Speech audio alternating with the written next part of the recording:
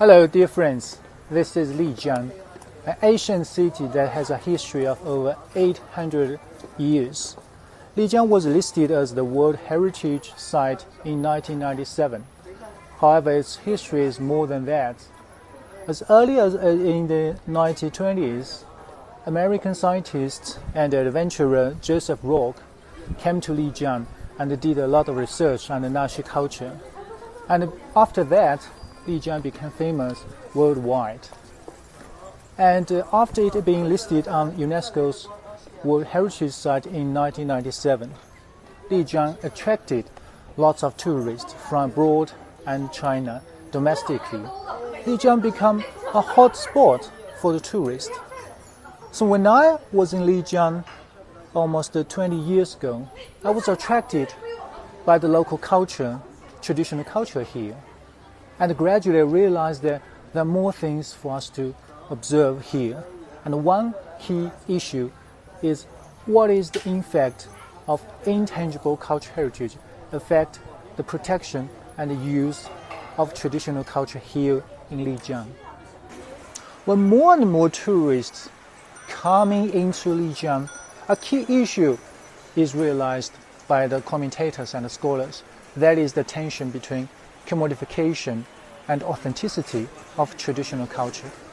And this issue becomes more and more complicated after China ratified UNESCO's Intangible Cultural Heritage Safeguarding Convention in 2004. So I was wondering, what is the difference between intangible cultural heritage and the traditional culture, which are used, protected, and commodified in a heritage town or city here in Lijiang or in other similar cases around the world? This is an old street in Lijiang, ancient town, where there are many shops here selling the cultures or other kinds of commodities. So my research specifically looked at those intangible cultural heritage here, where the local peoples commodify the traditional intangible cultural heritage for the tourists.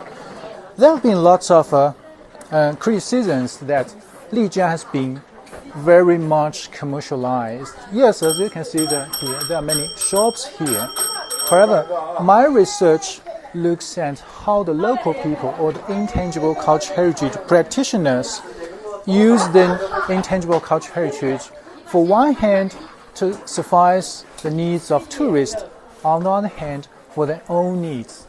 So my research question is not to look at what is the contradiction between commodification and authenticity, but in what ways or how the intangible cultural heritage practitioners can inherit, create, and recreate an intangible cultural heritage in the context of tourism.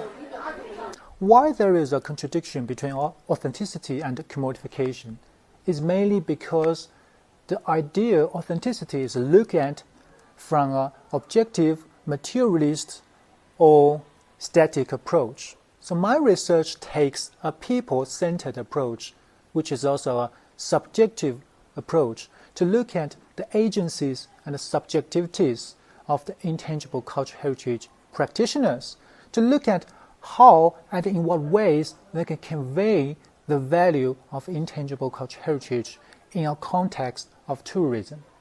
So I realized that there are different forms that can realize the values of ICH, from intrapersonal dimensions, from interpersonal dimensions, and also the association between the people and the objects, places, and the instrument.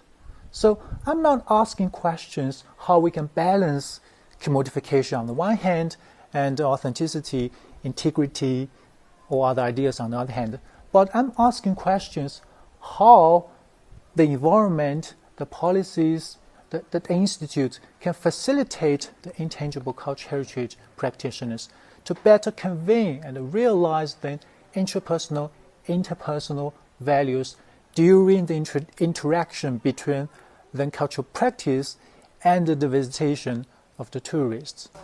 My research and journey in Lijiang will never end because Lijiang is always changing and evolving with people coming in and coming out.